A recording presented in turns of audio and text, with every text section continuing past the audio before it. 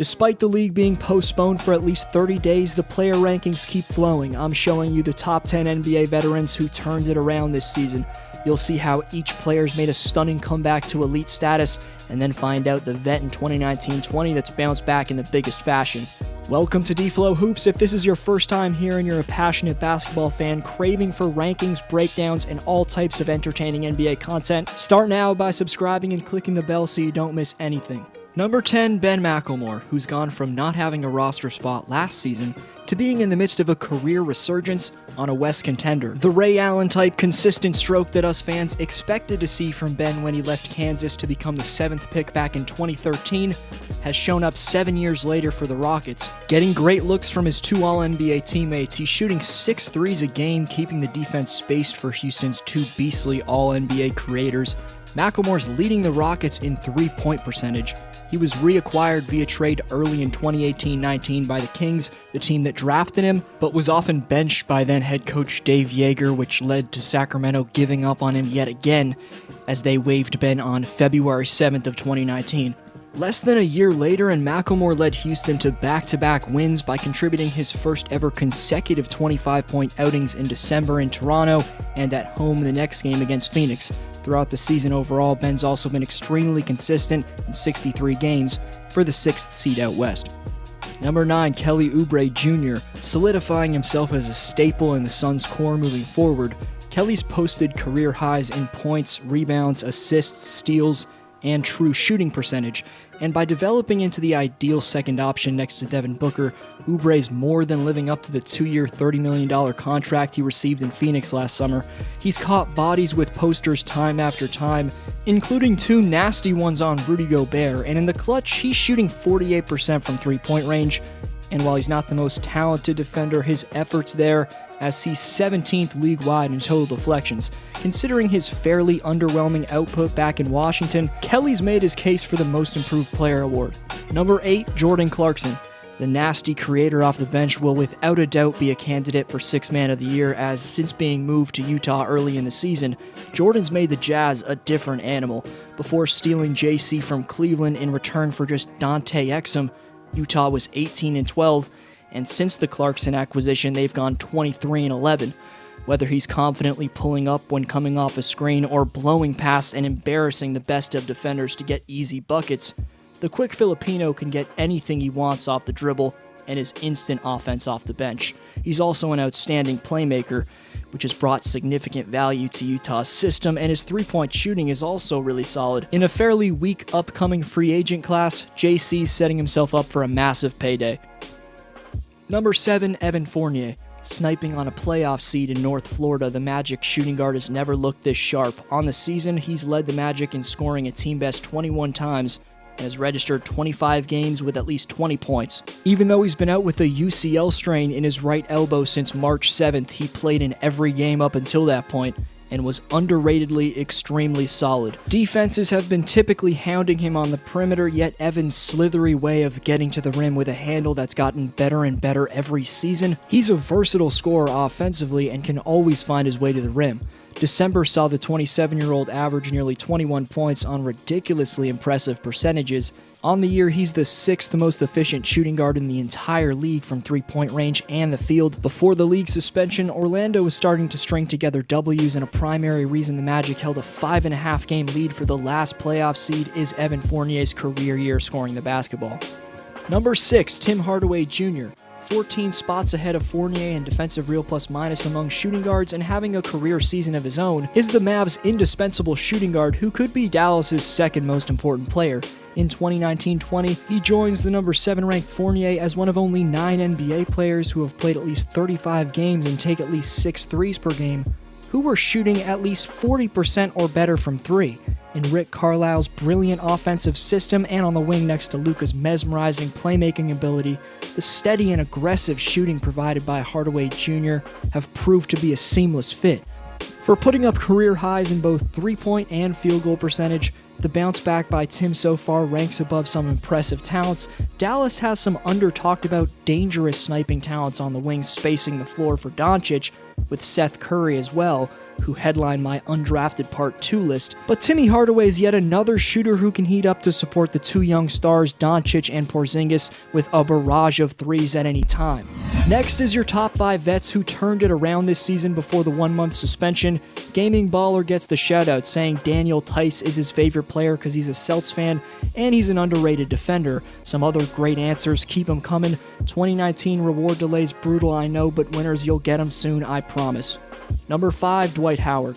He's second in the league in field goal percentage. The numbers per 36 minutes reflect prime Superman, and his return to LA has been one of the best storylines across the basketball world. As for Howard's time in the league before this season, it didn't seem like he'd be able to keep up with the perimeter-based modern era of the NBA for much longer. After missing most of the 2018-19 NBA season with a persistent glute injury, Dwight was traded from the Wizards to the Memphis Grizzlies before getting waived. Howard was dead in the water, with most teams regarding him as a lost cause, but the Lakers saw treasure where others saw trash. Slow-footed Dwight morphed into skinny Dwight, and because of that, what he was doing on the glass and in the post before the league suspension, the basketball world was witnessing the resurgence of Dwight Howard. He deserves a fair amount of credit for the Lakers' success so far, when a player with such a ruthless combination of rim protection, catching and finishing, plus at times post-up ability, lets go of his ego, not caring about his playing time at all. He gives the best power forward / center in our game, the brow Anthony Davis, damn valuable rest. Number 4, Serge Ibaka. You're now watching highlights of the first man in NBA history to splash 500 three-pointers and also have 1,500 blocks simultaneously. Toronto's versatile paint protector has been his team's only healthy big man for the majority of the season, and that's a big reason for the Raptors having the 3rd best record in the entire NBA. While most would look to his career high in scoring or career 2nd best in rebounding per game to signify his impressiveness, but what's most staggering is Ibaka's vamped three-point percentage. He made an inconsistent 29% of his threes last year, and he's improved that to a career-high 39.8% this season. His fit in Toronto's offense has slowly gotten better since he was traded there from Orlando in February of 2017. He and Lowry's chemistry in the pick and roll has developed to become deadly for defenses. Question is, will Mafuzi Chef be a Raptor next year? Serge is an unrestricted free agent in 2020, and the 31-year-old's likely going to try and secure the biggest bag possible, and frankly, with him looking similarly dominant to his days in Oklahoma City, he deserves to get paid. Number 3, Norman Powell. Slashing fiend, now long-range assassin Norm Powell, amidst the deep Toronto squad, has surprisingly been the one who's broken out for the defending champs. In his 5th season, he's upgraded his offensive weapons to finally gain star status. Powell's been an aggressively swift perimeter stopper for the majority of his career. This year is where he's become an elite defender. He's just ahead of the man who had his 28-minute per game 2-guard role for the Raptors last season, Danny Green, for the 7th most valuable defender at his position in 2019-20. Frustratingly, 4 times, twice to his shoulder and once to his finger and ankle, Powell's missed time with injuries, so no games for at least a month could have been a blessing in disguise for the Raps' elusive two-way slasher. Number 2, Chris Paul. CP3's had his most efficient season since 2009-10, boosting his field goal percentage a full 7% from his last season in Houston. In the 2019 playoffs, on nearly 6 attempts from three-point range per game, Chris made an underwhelming 27% of those shots, the lowest postseason three-point percentage since his rookie year. With his value taking a hit on the NBA market because of that, Rockets GM Daryl Morey, in addition to trading Westbrook, also gave the savvy Thunder GM Sam Presti potentially 4 first-round picks in the future, 2 of those being guaranteed within the next 5 years. What a brilliant swindle, especially given the fierce and consistent Chris Paul we all knew and loved before the beard stole the ball from him has returned to his all-star self. The Thunder are shockingly tied with Houston in the standings right now. Paul, as well as his backup Dennis Schroeder, are turning their play around, making OKC a scary first-round playoff opponent for top seeds out west. Number 1's next, you're not going to want to miss it. Main honorable mentions to Carmelo Anthony, who, if we're talking storylines, would be at the top. But quick honorable mentions to unqualified 4th-year players Davis Bertans, Christian Wood, Brandon Ingram, and other vets who've bounced back. Jonas Valanciunas with a career high in rebounds and field goal percentage.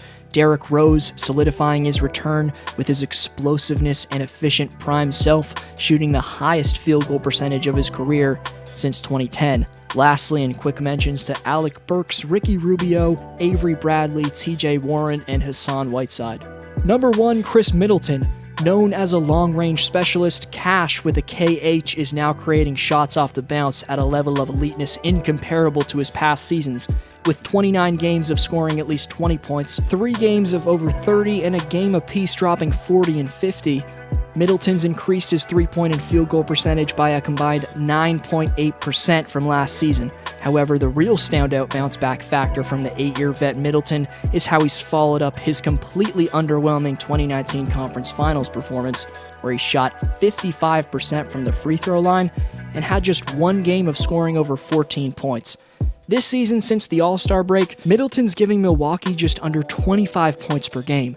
The bottom line, though, and the real reason why Middleton gets the first place spot, is that the 53 win with 17 games to go Bucks wouldn't be anywhere close to where they are without Giannis's finely trusted right-hand man.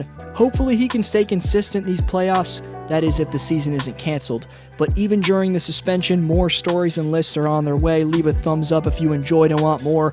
This was your boy D-Flow. Answer the question, catch up on some of my recent uploads, and I'll see you next video.